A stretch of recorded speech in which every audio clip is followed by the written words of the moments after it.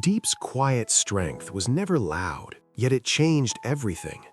Without anger or accusation, she stood between James and the broken legacy of his father, mending wounds carved by years of silence and fear.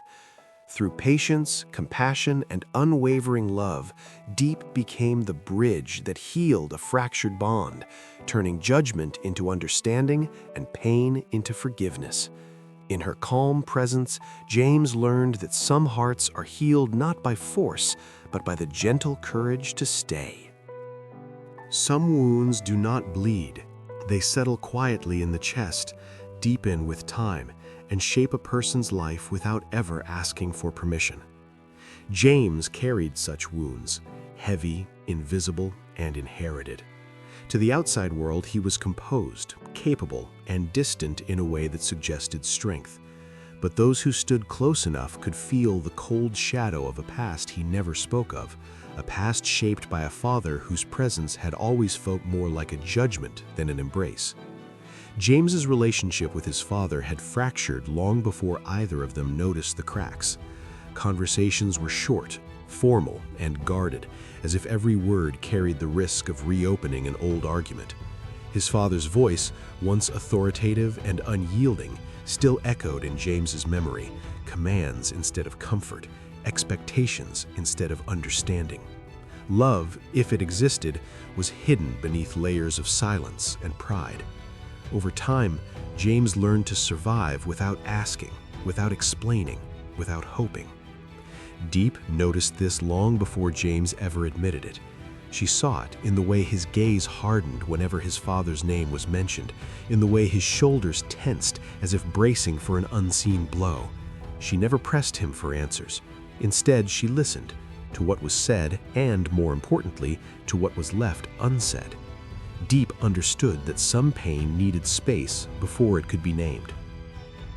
In quiet moments, she observed the patterns that shaped their lives, how James avoided returning home, how his father grew weaker with illness yet remained stubbornly distant, how pride built walls higher than anger ever could. To Diep, this was not just a family conflict, it was a legacy of misunderstanding passed from one generation to the next, quietly damaging everyone it touched. What troubled her most was not the anger between father and son, but the sorrow beneath it. James believed his father had never chosen him, never seen him as enough. His father, trapped in his own fears and regrets, believed authority was the only way to love. Between them lay years of missed chances and words that arrived too late. Diep stood at the edge of this fragile history, aware that even silence could be powerful.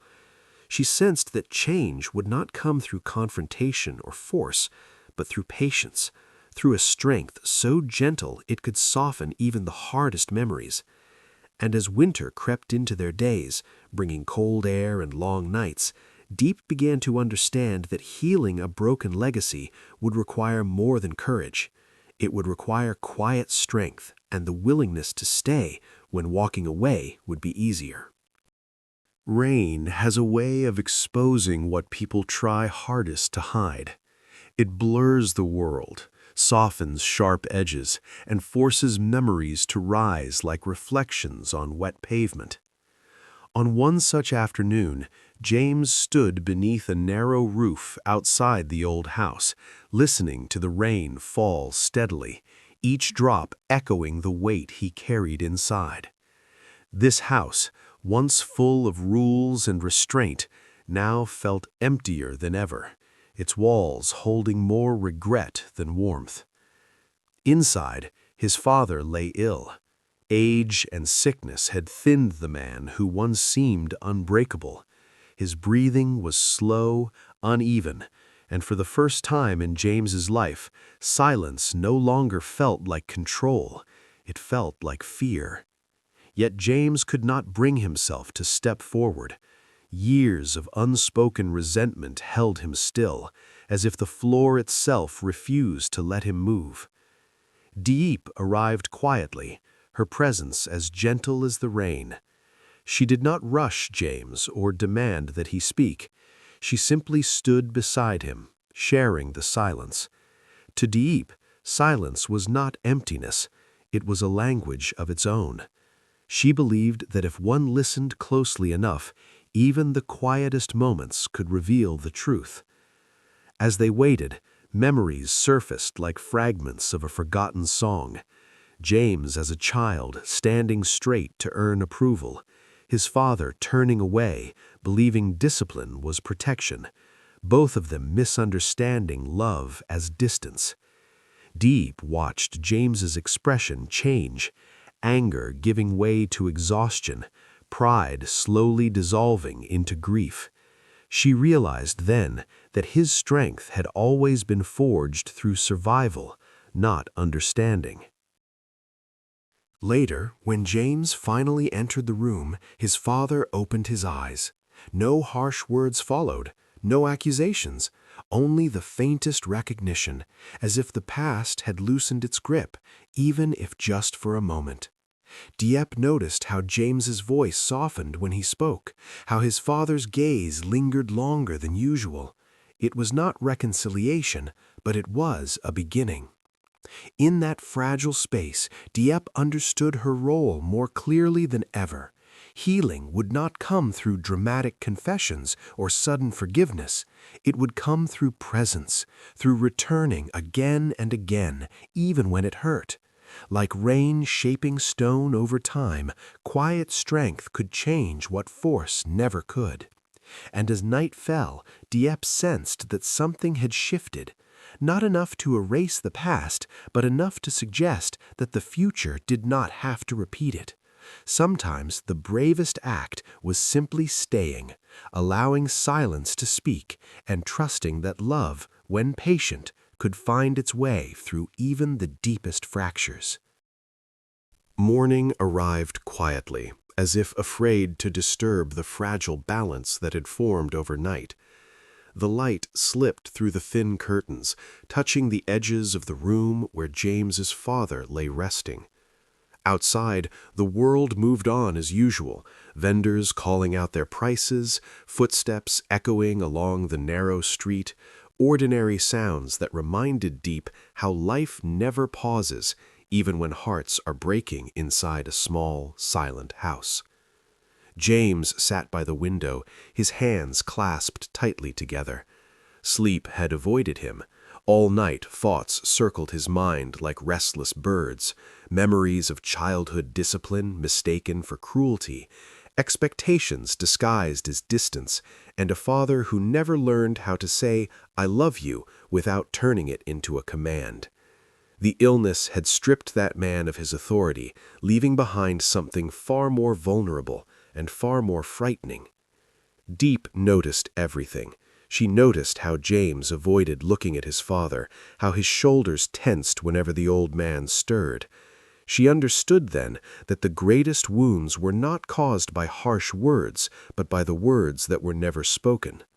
Slowly, she poured a cup of warm water and placed it near James's hand, a simple gesture, almost invisible. Yet it carried a message: you don't have to carry this alone. When James's father finally woke, his voice was weak, trembling like a leaf caught between seasons. He asked about the weather, about work, about things that did not matter, safe topics, carefully chosen to avoid the past. But Diep sensed the weight behind his eyes. Guilt had settled there, heavy and unmoving. He wanted to explain, to justify the years of separation, yet pride stood guard at his lips. It was James who broke first, not with anger, but with fatigue. "I'm tired," he said quietly. "I've been strong for too long." The words hung in the air, simple yet devastating. His father closed his eyes, and for the first time tears escaped. Not dramatic, not loud, but honest. In that moment, Diep realized something profound. Strength does not always look like endurance. Sometimes it looks like surrender. The room felt smaller, tighter, as if the walls themselves leaned in to listen. No grand forgiveness followed, no perfect resolution, but something had shifted. A crack had opened, allowing truth to breathe. As Diep watched them, she thought of everyday lives, families sitting at the same dinner table yet living miles apart, parents and children bound by blood but divided by silence. She understood now that healing is rarely sudden. It begins with one fragile sentence spoken at the right time and the courage to remain present when it hurts the most. And in that quiet morning, Diep knew the hardest battles are not fought with raised voices, but with open hearts willing to face what was once too painful to name. Evening returned, gently, like a promise kept. The sky outside faded into soft shades of orange and gray, and the small house seemed to breathe more easily than it had in years. There was no dramatic miracle, no sudden recovery, but something far more meaningful had taken place. Something invisible, yet deeply real. James's father asked Diep to stay for dinner. It was a simple request, spoken with hesitation, as if he feared it might be refused. Diep nodded without a second thought. She moved quietly into the kitchen, preparing a modest meal with what little was available. The sound of chopping vegetables, the faint clatter of bowls, felt strangely comforting, like the rhythm of everyday life, slowly stitching broken pieces back together. James watched her from the doorway. For the first time, he truly understood what Diep's strength meant. She did not argue. She did not demand apologies. She healed by being there, by choosing patience over pride, warmth over resentment. Her presence softened the sharp edges of the past. At the table, silence lingered, but it was no longer heavy. It was the kind of silence shared between people who are learning how to exist together again. James's father looked at his son, really looked at him, as if seeing not the man he tried to shape, but the man who survived despite him. "I thought being strict would protect you," the old man said at last, his voice barely above a whisper. "I was afraid the world would break you if I didn't harden you first." James felt his chest tighten. All those years of misunderstanding suddenly aligned into a painful clarity. The distance, the control, the separation. Love had been there all along, just hidden beneath fear. "I didn't need to be hardened," James replied softly. "I needed to be understood." Diep lowered her eyes, allowing the moment to belong to them. Healing, she knew, was not about choosing sides. It was about creating a space where truth could finally stand without being judged. Later that night, as James helped his father back to bed, he felt something unfamiliar settle in his heart. Not forgiveness, not yet, but peace.